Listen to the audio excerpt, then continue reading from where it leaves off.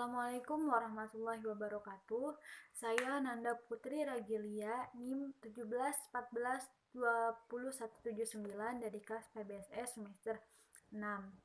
Nah, di sini saya akan menjawab soal UAS mata kuliah Sistem Pengawasan Perbankan Syariah.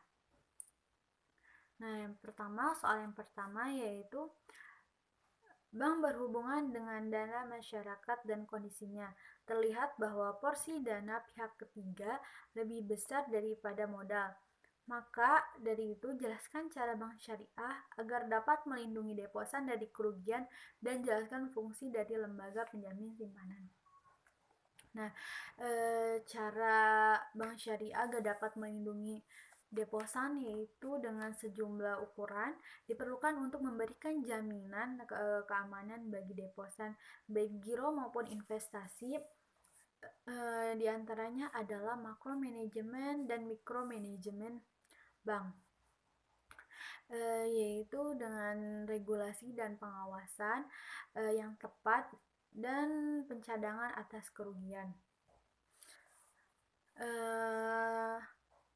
Kemudian bank juga harus dapat meyakinkan deposan dan transparansi atas kondisi bank tersebut gitu, sehingga deposan mampu melindungi kepentingannya sendiri.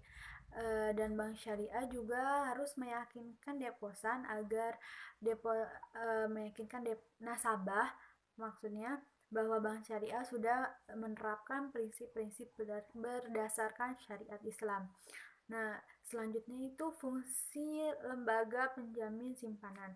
Berdasarkan Undang-Undang Nomor 24 Tahun 2004 tentang Lembaga Penjamin Simpanan, maka fungsi dari lembaga penjamin simpanan yaitu menjamin simpanan nasabah penyimpan dan ikut serta aktif dalam memelihara stabilitas sistem perbankan sesuai ketentuannya. Selanjutnya yaitu pertanyaan yang kedua, yaitu jelaskan mengenai alternatif yang tersedia bagi bank syariah. Jadi alternatif bank syariah ini ada dua. Yang pertama itu alternatif kecukupan modal, ya, dan yang kedua itu alternatif pembobotan resiko. Nah, yang pertama dulu yang saya akan jawab yaitu alternatif kecukupan modal. Modal dalam sektor perbankan itu pasti akan mengarah pada rasio kecukupan modal, atau dalam istilah itu capital education ratio atau CAR. Rasio kecukupan modal merupakan rasio yang mempresentasikan kemampuan bank dalam menyediakan dana yang digunakan sebagai cadangan untuk mengatasi kerugian atas resiko kerugian. Nah, yang kedua yaitu alternatif pembobotan resiko. Jadi penilaian otoritas pengawasan terhadap kapabilitas manajemen resiko akan memberikan pilihan bagi bank untuk menerapkan 3 prinsip. Yang pertama yaitu pendekatan berbasis penilaian kredit eksternal, dan yang kedua itu pendekatan berbasis rating internal, dan yang ketiga itu pendekatan berbasis model. Nah, dilanjut dengan soal yang terakhir, yaitu soal yang ketiga, jelaskan mengenai jenis resiko yang melekat pada bisnis perbankan, bagaimana langkah untuk meningkatkan budaya manajemen resiko di bank syariah. Jadi, risiko di dalam perbankan syariah itu ada 8 resiko. Yang pertama itu ada resiko kredit, kemudian resiko kredit itu atau resiko pembiayaan, ya, kalau di bank syariah itu pembiayaan. Kemudian resiko pasar, resiko reputasi, resiko likuiditas, resiko operasional, resiko hukum, resiko strategis, dan resiko kepatuhan. Dan risiko ini di dalam perbankan syariah itu tidak bisa dihilangkan, karena risiko ini merupakan satu masalah yang sangat melekat gitu. Jangan di perbankan syariah gitu, di kehidupan kita pun risiko itu pasti ada gitu. Jadi resiko ini tidak bisa dihilangkan, melainkan bisa diminimalisir. Nah, manajemen resiko itu oh ya, di sini saya akan menjelaskan tentang manajemen risiko di bank syariah yang ada 8 tadi, yaitu yang pertama itu risiko kredit atau risiko pembiayaan.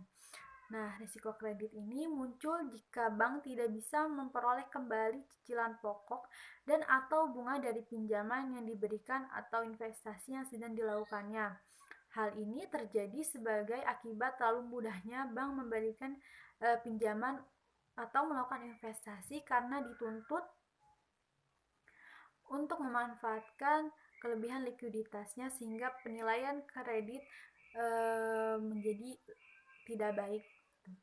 Jadi resiko kredit ini muncul ketika nasabah tidak mampu membayar kewajibannya kepada bank syariah gitu.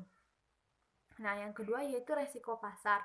Nah, resiko pasar ini adalah resiko kerugian yang dapat dialami bank melalui portofolio yang dimilikinya sebagai akibat pergerakan variabel pasar yang tidak menguntungkan. Nah, misalnya ini resiko pasar ini misalnya pada saat harga dolar naik gitu kan, jadi portofolionya juga ikut mengalami resiko gitu. Nah, selanjutnya resiko likuiditas. Nah, resiko likuiditas ini kebalikannya dari resiko kredit. Jadi resiko likuiditas ini ketidakmampuan pihak bank untuk membayar kewajibannya kepada nasabah. Selanjutnya yaitu resiko operasional. Nah, risiko operasional ini akibat kurangnya sistem informasi atau sistem pengawasan internal yang akan menghasilkan kerugian yang tidak diharapkan. Risiko ini mencakup kesalahan manusia atau human error, kegagalan sistem dan ketidakcukupan prosedur dan kontrol yang berpengaruh pada operasional bank. Selanjutnya yaitu resiko hukum. Resiko hukum ini adalah resiko bank yang menanggung kerugian sebagai akibat adanya tuntutan hukum, kelemahan dalam aspek legal atau yuridis. Nah, selanjutnya itu resiko reputasi. Nah, resiko reputasi ini adalah resiko yang timbul akibat kegiatan usaha bank terkait kegiatan usaha bank atau karena adanya persepsi negatif terhadap bank. Nah, misalnya ada suatu kejadian bank yang dalam pelayanannya gitu kurang. Jadi gimana caranya buat pelayanannya itu menjadi lebih baik gitu. Jadi sehingga reputasi di masyarakat untuk menilai bank tersebut itu baik gitu maksudnya. Selanjutnya itu resiko strategis. Nah, resiko strategis ini timbul karena adanya penetapan dan pelaksanaan strategis usaha bank yang tidak tepat, pengambilan keputusan bisnis yang tidak tepat atau kurang responnya bank terhadap strategis. Nah, selanjutnya resiko kepatuhan. Nah, resiko kepatuhan ini timbul sebagai akibat tidak patuhnya atau tidak dilaksanakannya peraturan-peraturan atau ketentuan-ketentuan yang berlaku atau yang telah ditetapkan baik ketentuan internal maupun eksternal. Ketentuan internal berkaitan dengan tertentu yang merupakan kebijakan yang ditetapkan manajemen. Sedangkan ketentuan eksternal adalah ketentuan yang ditetapkan pemerintah seperti otoritas moneter atau Bank Indonesia gitu dan Dewan Syariah Nasional atau Majelis Ulama Indonesia. Nah, selanjutnya itu bagaimana langkah untuk meningkatkan budaya manajemen resiko di bank syariah. Nah, itu tadi karena manajemen resiko itu tidak bisa dihilangkan, melainkan bisa diminimalisir. Jadi sebisa mungkin bank syariah itu bisa meminimalisir resiko-resiko ke-8 tadi resikonya gitu. Nah, salah satunya langkahnya kayak memberikan pelayanan yang terbaik sehingga reputasi terhadap banknya juga baik gitu. Kemudian selalu memberikan kewajiban kepada nasabahnya itu tepat waktu sehingga tidak menimbulkan resiko likuiditas gitu. dan menetapkan sasaran pembiayaannya kepada nasabah-nasabah yang tepat juga tentunya. Mungkin itu jawaban UAS dari saya. Kurang lebihnya saya mohon maaf. Wassalamualaikum warahmatullahi wabarakatuh.